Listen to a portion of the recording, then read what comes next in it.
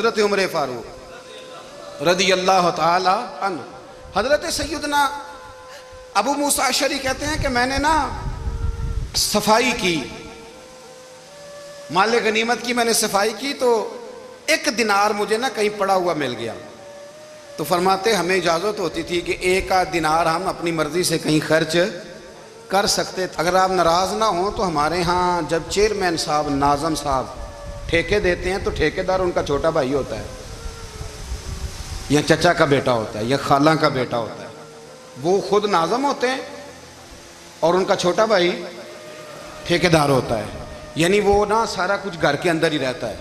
گھر کے اندر ایک پیسہ دیتا ہے، دوسرا واپس اس کو واپس کر دیتا ہے. گھر کے اندر ہی. اب تو خیر ہمارے لوگ سمجھدار ہو گئے. ایک بندہ ایک سیاسی جماعت میں ہوتا ہے، دوسرا دوسری میں، اور تیسرا جس کی بھی حکومت آئی، حکومت تو ہماری رہے گی نا. ایک بندہ تو ہے نا اس جماعت میں. یہ اچھا لوگوں نے ایک طریقہ نکالا ہے. تو حضرت عمر کے بیٹا گزر رہا تھا تو حضرت ابو موسیٰ اشعری کہتے ہیں میں نے صفائی کی تو ایک دینار نکلا. تو میں نے وہ ایک دینار نا حضرت عمر کے بیٹے کو دے دیا. میں نے کہا لو بیٹا اپنے چچا کی طرف سے تحفہ. اور گھر جا کے انہوں نے حضرت عمر کو بتایا کہ چچا نے پیسے دیے ہیں. چھوٹے بچے تھے. حضرت عمر نے حضرت ابو موسیٰ اشعری کو بلا لیا اور بلا کے فرمانے لگے میں تو تمہیں اپنا دوست جانتا تھا اور تو نے میری اولاد کو ہی دنیا دار بنانا شروع کر دیا. میرے بچوں کو ہی تم نے دنیا دار پیسوں پہ لگانا شروع کر دیا. میں تو تمہیں یار سمجھتا تھا. فرمایا تمہیں چاہیے تھا میرے بیٹے کو نصیحت کرتے کہ بیٹا پیسوں سے رب راضی نہیں ہوتا، اس کی رضا والے کام کیے جائیں تو رب راضی ہوتا ہے. اور فرمایا تمہیں کوئی اور گھر نہیں ملا تھا تباہ کرنے کے لیے، میرا ہی گھر ملا تھا. اٹھاؤ اپنا دینار اور خبردار آج کے بعد میرے بچوں کے ساتھ یہ والی نیکی نہ کرنا. اور ہمارا کیا سٹیٹس ہے؟ دوستی ہے یہ اس سے جو تحفے زیادہ دے، جو بچوں کو خراب کرنے میں مدد زیادہ کرے، اس کے ساتھ یہ رہنا. حضرت عمر نے گھر پہ اور سب سے بڑھ کر اپنی ذات پہ توجہ کی. حضرت ابو مالک رضی اللہ تعالیٰ عنہ کہتے ہیں میں عمر کے پیچھے پیچھے ایک باغ میں گیا، اکثر اس باغ میں جایا کرتے تھے. اور عمر جا کے نا تو درخت کے نیچے بیٹھ گئے اور فرمانے لگے او امیر المومنین اللہ سے ڈر جا، ورنہ جس رب نے حکومت دی ہے وہ عذاب بھی بڑا دے گا. ڈر جا رب سے. کبھی ساری زندگی حضرت عمر نے اپنا کوئی تعارف نہیں کرایا، کبھی نہیں. ایک بندے نے آپ کے سامنے تعریف کر دی آپ کی تو فرمانے لگے تو خود بھی ہلاک ہوا اور مجھے بھی ہلاک کر دیا. کیا ضرورت پڑی ہے میری تعریفیں کرنے کی؟ اتنی دیر میری تعریف میں لگائی. اللہ کا ذکر کرتا رب تجھے ثواب دیتا، حضور پہ درود پڑھتا تو رب تیرے اوپر رحمتیں نازل کرتا. کس چکر میں؟ آج جتنا اچھی کوئی خوشامد کرے اتنی اچھی وزارت ملتی ہے، جتنی اچھی اس کو جو ہے وہ چاپلوسی کرنی آیا درجہ بھی اسے اتنا ہی اچھا ملتا ہے. حضرت عمر فاروق رضی اللہ تعالیٰ عنہ آپ کے بیٹے کہتے ہیں، صاحب فتوح الشام نے لکھا ہے، آپ کے صاحبزادے کہتے ہیں میں نکلا تو میرے ابا جی نا اپنی پشت پر مشکیزہ رکھ کے کنویں سے پانی بھر کے آ رہے تھے. میں دوڑ کے آگے گیا، میں نے کہا ابا جی مجھے دے دے. فرمانے لگے بیٹا تیرا کیا خیال ہے، کوئی اور نہیں تھا مشکیزہ بھر کے لانے کے لیے، تیرا کیا خیال ہے؟ کہا ابا جی بڑے لوگ تھے پر آپ کیوں اٹھا رہے ہیں؟ فرمانے لگے نفس نا ذرا میرا بڑا ہو گیا تھا، اسے ذرا ذلیل کر رہا ہوں، ذرا اپنا محاسبہ کر رہا ہوں. یہ مجھے کہہ رہا تھا تو بڑی چیز ہے، تو میں نا ابھی مشکیزہ گھر رکھ کے آؤں گا، پھر تیری ماں نے مجھے کہا ہے کہ گھر میں لکڑیاں کوئی نہیں جلانے کے لیے، پھر میں جنگل سے لکڑیاں کاٹ کے لاؤں گا. اب میں امیر المومنین بن کے نا تو میرا نفس تھوڑا بڑا ہو گیا. اب یقین کریں ہمارا آزما خراب ہو جاتا ہے جب تک ہمارا تعارف صحیح نہ ہو، ہمارا تعارف ٹھیک نہ ہو. میں یہ ہوتا ہوں، میں وہ ہوتا ہوں. چھوڑ مٹی دیں تے مٹی رہنا ہی، مٹی دیں تے مٹی دیں تے مٹی رہنا ہی.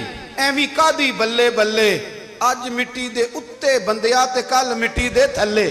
مٹی دیں تے مٹی رہنا ہی کادی بلے. مجھے پوچھ لو، مجھے جان لو، میرا نام لے لو، میں بھی آیا ہوں، میں بھی ہوتا ہوں، میرا بھی یہ تذکرہ ہے.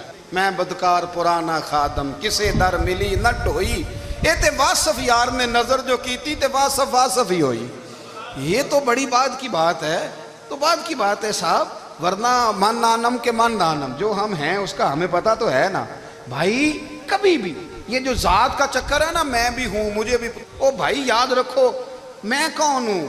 یہ جو نام نمود اور یہ خواہشیں اور یہ جو وقار، یہ تو کمزور لوگوں کا طریقہ ہے. جس کو اپنا تعارف کرانا پڑ گیا اس سے بھی زیادہ کمزور کوئی ہے. فوٹو میں دکھاتا پھرتا ہے فلانے کے ساتھ فوٹو فلانے، تو کمزور بندے یہ کام کرتا. حضرت عمر فاروق اللہ اکبر. حضرت عمر جیسا بندہ 24 لاکھ مربع میل کا حکمران اور شاہ روم کو خط لکھ کے کہتا ہے میں منت نہیں کرتا میں حکم دیتا ہوں. اتنا تگڑا بندہ. جنگ قادسیہ کے لیے حضرت سعد بن ابی وقاص کو بھیجا. فتوح شام پڑھ کے دیکھیں. حضرت عمر بڑے پریشان ہیں. اتنے دن ہو گئے کوئی رپورٹ ہی نہیں آئی. اب تو موبائل ہے نا تو ایک منٹ کی رپورٹ لیں آپ, بلکہ آپ ایک منٹ کی فوٹو لیں. آپ رپورٹ تو دور رہ گئی. حضرت عمر فاروق رضی اللہ تعالیٰ عنہ بڑے پریشان ہیں کہ قادسیہ میں حضرت سعد بن ابی وقاص کے ساتھ لوگ جہاد کرنے گئے, رپورٹ کوئی نہیں آ رہی. اتنے پریشان تھے کہ باہر نکل کے نا اس رستے پہ بیٹھ جاتے جو رستہ قادسیہ کی طرف سے آتا تھا. اس جو بھی آتا جاتا پوچھتے جنگ کے کیا حالات ہیں. ادھر جب اللہ نے فتح دے دی نا تو حضرت سعد بن ابی وقاص رضی اللہ تعالیٰ عنہ نے نا ایک قاصد کو خط دے کے بھیجا. کہنے لگے عمر کے پاس جاؤ, انہیں اطلاع دو کہ الحمدللہ اللہ نے اسلام کو فتح عطا کر دی. یہ حضرت عمر کو جا کے دینا. وہ بڑے پریشان ہوں گے. وہ جو اس زمانے میں اس طرح ہوتا تھا کہ کئی دور دور سے صحابہ جو دوسرے شہروں کے ملکوں کے رہنے والے ہوتے تھے وہ بھی آ کے شامل ہو جاتے تھے جہاد میں. کوئی ایک دفعہ مدینے آیا, کوئی 2 دفعہ آیا, پھر اپنے اپنے علاقوں میں. بہت سارے لوگوں نے زیادہ دفعہ حضرت عمر کو دیکھا بھی نہیں تھا. وہ جو قاصد خط لے کے آیا تھا نا اس نے 1 دفعہ دیکھا تھا. حضرت عمر بوڑھے ہو گئے, وہ پہچانتا نہیں تھا. میری بات کی سمجھ آ رہی ہے آپ حضرات کو؟ ادھر سے وہ خط لے کے آ گیا. حضرت عمر مدینے سے باہر نکل کے اس روڈ پہ بیٹھے تھے جو قادسیہ سے آتا تھا. جب وہ اس آدمی کو آتے دیکھا تو حضرت عمر اٹھ کے کھڑے ہو گئے, فرمانے لگے قادسیہ سے آ رہے ہو؟ وہ کیا کہتا ہے؟ پھٹے پرانے کپڑے, ٹوٹے ہوئے جوتے, سر پہ پرانی پگڑی. کہنے لگے غلام مدینے کے رہنے والے ہو؟ حضرت عمر کہنے لگے ہاں مدینے کا ہوں. کہا میں قادسیہ سے آیا ہوں, الحمدللہ اللہ نے اسلام کو فتح دے دی ہے, الحمدللہ کفر کی کمر ٹوٹ گئی ہے. اس نے یہ بات کر کے تو گھوڑے کو ایڑی لگائی, گھوڑا دوڑنے لگا مدینے کے. حضرت عمر بھی ساتھ ساتھ دوڑ رہے. فرمانے لگے اچھا بتاؤ خالد بن ولید کا کیا حال ہے؟ تھوڑا آگے جا کے فرمانے لگے اسامہ بن زید کیسے ہے؟ وہ کہتے ہیں ٹھیک ہے. پھر اس نے اور گھوڑا. عمر ساتھ ساتھ دوڑ رہے ہیں, ساتھ ساتھ. 24 لاکھ مربع میل کا حکمران, ایک جوتا پیر سے نکل گیا, عمر دوڑ رہے ہیں. آگے جا کے پوچھتے ہیں سعد بن ابی وقاص کا کیا حال ہے؟ کہا حضور وہ بھی ٹھیک ہے. کتنے لوگ میرے شہید ہو گئے مسلمانوں میں سے؟ کہنے لگا صحیح گنتی کا نہیں پتا. یہ لفظ ادا ہوتے ہوتے مدینے کی سرحد آ گئی. لوگوں نے عمر کو گھوڑے کے ساتھ دوڑتے دیکھا تو کہا امیر المومنین کیوں دوڑ رہے ہیں؟ وہ غلام چھلانگ لگا کے نیچے آیا, قدموں میں بیٹھ گیا. کہنے لگا حضور آپ نے بتایا ہی نہیں آپ امیر المومنین ہیں. آپ فرمانے لگے کیا بتاتا؟ میں تو اونٹ چرانے والے کا پتر ہوں, کیا بتاتا؟ وہ عمر ہوں جس نے اپنے گناہوں کا حساب دینا ہے. کیا بتاتا؟ جو سعد بن ابی وقاص کو جہاد پہ بھیج کے خود بزدلوں کی طرح گھر میں بیٹھا ہے. کیا بتاتا؟ کوئی حیثیت نہیں, کوئی تار. تو نے اچھا کیا, تو تو مجاہد تھا, مجھے ساتھ ساتھ دوڑایا, تو نے اچھا کیا. جتنے لوگ تھے چیخیں مار کے رونے لگے. حضرت فاروق اعظم سے کہنے لگے عمر جب تک تیرے جلوے رہیں گے اللہ کامیابیاں ہی عطا فرمائے گا, جب تک تیرا رنگ رہے گا اللہ تعالیٰ نوازتا ہی رہے گا. کچھ نہیں کبھی اپنا آپ ظاہر ہی نہیں کیا. بہت بڑے تھے, بہت بڑے تھے حضرت عمر, بڑے تھے, لیکن ساری زندگی اپنے محاذ. حضرت ابو رافع غلام تھے, قرآن پاک بڑا سونا پڑھتے تھے. حضرت عمر جب بھی انہیں ملتے کہتے ابو رافع تو عمر سے اچھا ہے, قرآن بڑا شاندار پڑھتا ہے. تو وہ کہتے حضور اگر میں قرآن صحیح پڑھتا ہوں تو آپ کو قرآن کی تشریح زیادہ صحیح آتی ہے, آپ بھی تو مجھ سے افضل ہیں. تو آپ فرماتے نہیں پھر بھی تو مجھ سے افضل ہے. کیوں؟ اس لیے کہ تو اپنے غلام اپنے آقا کی نوکری بھی ٹھیک کرتا ہے اور رب کی عبادت بھی ٹھیک کرتا ہے, اور مجھے خالص صرف عبادت کرنی ہوتی ہے وہ بھی ٹھیک نہیں کر پاتا. ساری زندگی اپنا محاسبہ, ساری زندگی اپنے گریبان میں دیکھا, ساری زندگی اپنے آپ کو پرکھا, اپنے آپ کو ٹٹولا. 62 سال عمر بیت گئی. حضرت حذیفہ بن یمان ایک صحابی تھے, میرے نبی کریم علیہ السلام نا ان سے راز کی باتیں کرتے تھے. ہر بندے کا ہاضمہ ٹھیک نہیں ہوتا, سب سے راز کی بات نہیں کرنی چاہیے. حضرت حذیفہ بن یمان کہتے ہیں حضور راز کی باتیں بتاتے ہیں. مدینہ منورہ میں جو منافقین تھے ان کی لسٹ بھی نبی پاک نے حضرت حذیفہ بن یمان کو دی تھی. جب کوئی مشکوک آدمی مر جاتا نا تو صحابہ کہتے ہیں ہم دیکھتے اگر حضرت حذیفہ نے جنازہ پڑھا ہے تو ہم بھی جنازہ پڑھ لیتے. نبی پاک نے بھی کچھ جنازے نہیں پڑھے. ترمذی میں ہے, فرمایا عثمان سے جو بغض رکھے اس کا جنازہ نہیں پڑھیں گے. حضرت حذیفہ بن یمان اگر جنازہ پڑھتے تو لوگ پڑھتے, وہ نہ پڑھتے تو لوگ جنازہ نہ پڑھتے. حضرت حذیفہ بن یمان کہتے ہیں جناب عمر فاروق کی خلافت کے آخری ایام تھے, کچھ دنوں کے بعد وہ شہید ہو گئے. فرماتے آدھی رات کا وقت تھا, میں گھر میں سویا تھا بڑا بے فکر, اچانک میرے دروازے پہ دستک ہوئی, میں گھبرا کے اٹھا, اتنی رات کو کون آیا؟ کہتے ہیں قربان جاؤں, دروازے پہ گیا تو امیر المومنین فاروق اعظم دروازے پہ. میں نے کہا عمر کوئی حکم تھا تو مجھے بلا لیتے. کہنے لگے میں نا امیر بن کے نہیں آیا, تیرا ویر بن کے آیا ہوں. امیر المومنین کی حیثیت سے سرکاری کام سے بلاتا تو وہاں بلاتا, مجھے ایک ذاتی کام پڑ گیا. کہتے ہیں میں نے عمر کو گھر کی اندر بلا کے چارپائی پہ بٹھایا. میں نے کہا حضور میں غریب آدمی, میں کیا آپ کے کام آ سکتا ہوں؟ تو کہتے ہیں انہوں نے نا مجھے ساتھ بٹھا لیا, پھر میرا ہاتھ پکڑ لیا. کہنے لگے تو عمر کو جانتا ہے؟ عمر جھوٹ نہیں بولتا. تو جانتا ہے؟ عمر وعدوں کا پکا ہے. کہا حضور جانتا ہوں. کہا میں اس وقت آیا ہوں جب دیکھ بھی کوئی نہیں رہا. حضرت حذیفہ بن یمان کہتے ہیں پریشان ہو گیا, حضور پہلیاں نہ بجھوائیں, مہربانی کریں بتائیں کدھر آئے ہیں. تو حضرت عمر فاروق فرمانے لگے 62 سال کا ہو گیا ہوں, 63 میں چل رہا ہے, داڑھی سفید ہو گئی ہے, پھل پک گیا, اٹھ فریدہ ستیا, داڑھی آ گئی پور, اگا نیڑے آ گئی, پچھا رہ گئی دور. اب قبر اشر کا معاملہ صاف نظر آنے لگا ہے. کہا حضور مجھ سے کیا چاہتے ہیں؟ حضرت عمر رو پڑے. کہنے لگے آج میں عشاء کے بعد نکلا ہوں تو نبی پاک کے صحابہ مجھے نیک کہہ رہے تھے, پھر میں نے بچوں کی ماں سے اور بچوں سے بھی پوچھا ہے, وہ بھی مجھ سے راضی ہیں. پر حذیفہ تیرے ساتھ نبی پاک راز کی باتیں کرتے تھے, سچ بتا کہیں عمر کا نام منافقوں میں شامل تو نہیں؟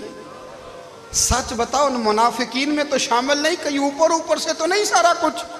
حضرت حذیفہ بن یمان کہتے ہیں میں باپ کے مرنے پہ اتنا نہیں رویا جتنا عمر کے سوال پہ رویا. میں قدموں میں بیٹھ گیا, میں نے کہا نہیں عمر یہ تو میں نے نہیں سنا, لیکن یہ میں نے نبی پاک سے ضرور سنا ہے کہ میرے بعد اگر کوئی نبی ہوتا تو عمر ابن خطاب ہوتا. یہ میں نے اپنے کانوں سے سنا ہے کہ عمر جس گلی سے گزرے شیطان رستہ بدل جاتا ہے. یہ میں نے اپنے کانوں سے سنا ہے کہ 950 سال حضرت جبریل جناب عمر کی شان بیان کریں تو پھر بھی بیان نہیں ہو سکتا. یہ میں نے ضرور سنا. دوستو ساری زندگی حضرت عمر نے اگر دوسروں کا محاسبہ کیا تو اپنا اور اپنے بچوں کا بھی کڑا خیال رکھا, اپنی ذات پر بڑی توجہ دی. جو لوگ اپنا بھول جاتے ہیں نا, ہمیں اپنی صحت کا بڑا خیال ہے لیکن اپنی روحانی زندگی کا کوئی خیال نہیں ہے, قلبی زندگی کا کوئی تصور نہیں ہے. آپ یقین کریں موٹا آدمی کمزور ہونے کے لیے جدوجہد کر رہا ہے, کمزور طاقتور ہونے کے لیے, لیکن جس کو کتنے دن بیت گئے اللہ رسول کی یاد میں رویا ہی نہیں, کتنے دن بیت گئے نعت سننے کو دل ہی نہیں چاہا, جسے مہینوں بیت گئے اور قرآن پاک کی طرف نظر ہی نہیں گئی, وہ فکر مند ہی نہیں. زندگی زندہ دلی کا نام ہے, مردہ دل کیا خاک جیا کرتے ہیں. بھائی حضرت عمر کی زندگی دور حاضر میں ہمیں یہ سبق دیتی ہے کہ کڑی نگرانی رکھو اپنے پودوں کی, کڑا خیال رکھو اپنے ذاتی باغ کا, اور یہ جو تمہارے دل کی دنیا ہے یہ تمہاری روح کی زندگی ہے, اس کا محاسبہ کرتے رہو. نبی کریم علیہ السلام نے فرمایا اپنا حساب خود کر لو قبل اس کے کہ تمہارا حساب کیا جائے.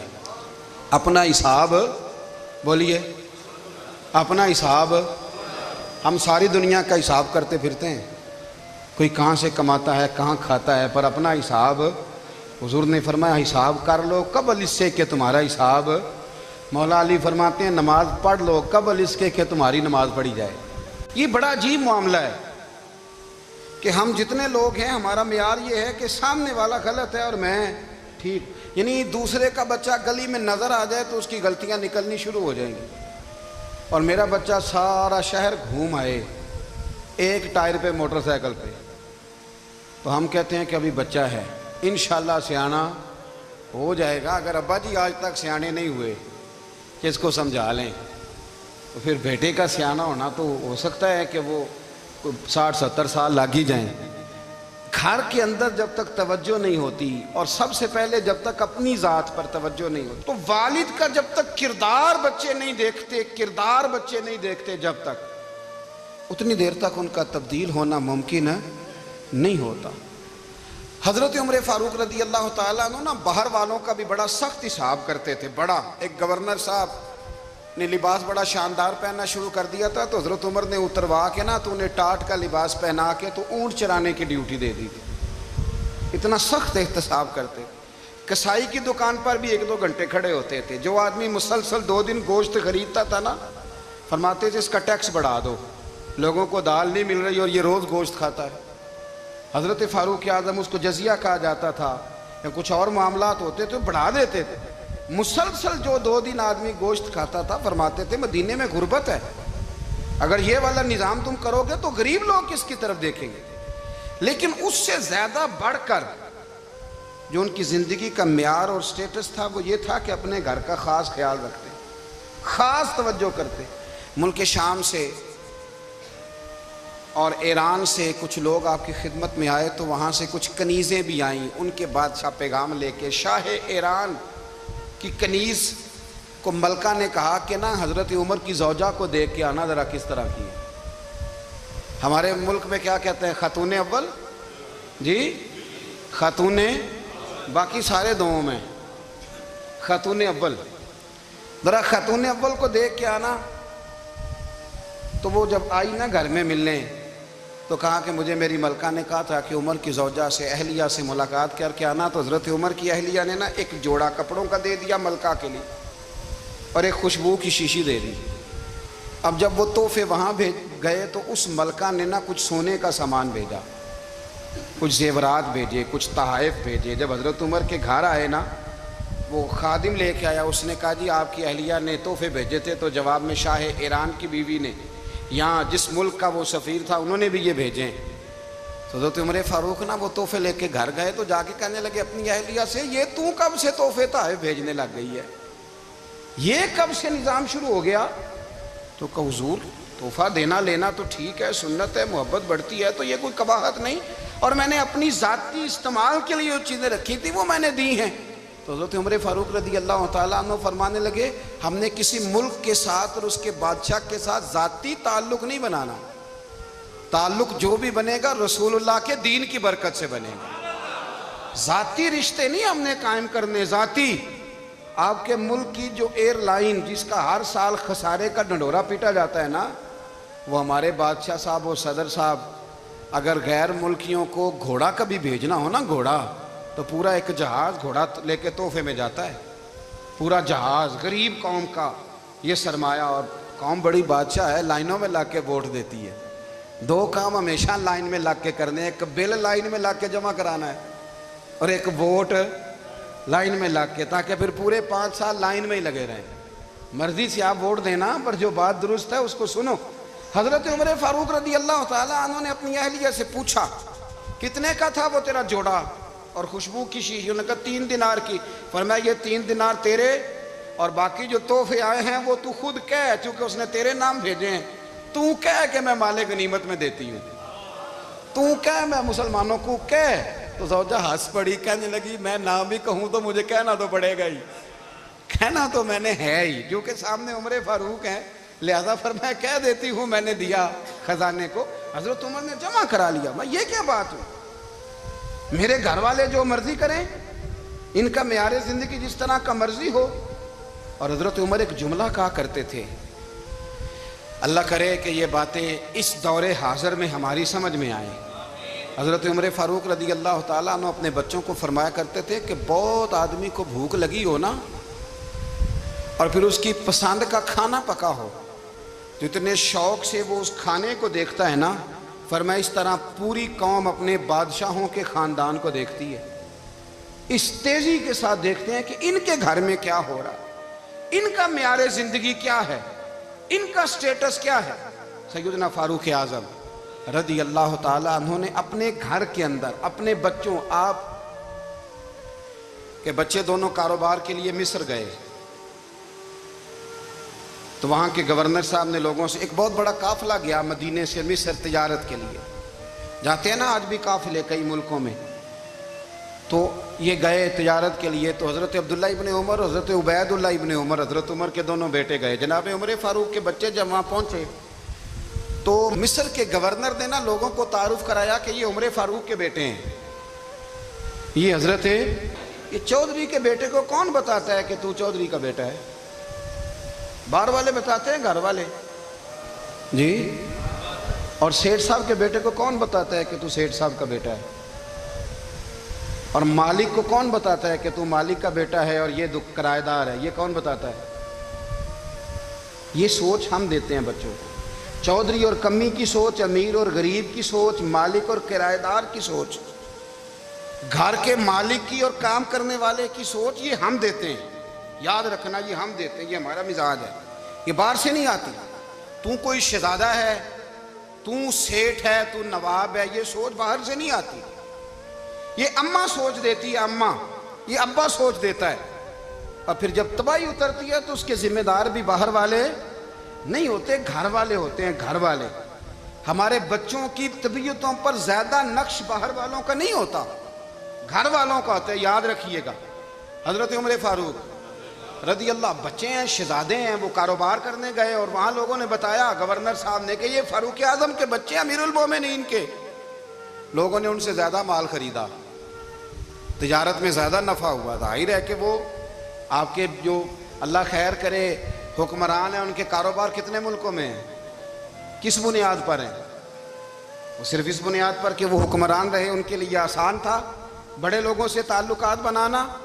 حضرت عمر فاروق رضی اللہ تعالیٰ عنہ کے بچے ڈھیروں مال کما کے جب واپس آئے نا، تو حضرت عمر سے آ کے بچوں نے بطور محبت کا، ابا جی اللہ نے بڑا ہی فضل کیا ہے، بڑا مال کمایا الحمدللہ، یہ دیکھیں کتنا نوازا ہے۔ تو حضرت عمر کہنے لگے سارے قافلے نے اتنا ہی کمایا ہے؟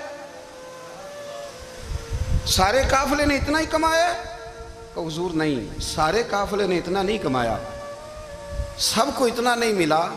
وہ تو وہاں گورنر صاحب نے لوگوں کو تعارف کرایا تھا کہ یہ عمر کے بچے ہیں، تو لوگوں نے پھر ہم سے بڑا ہی خریدا۔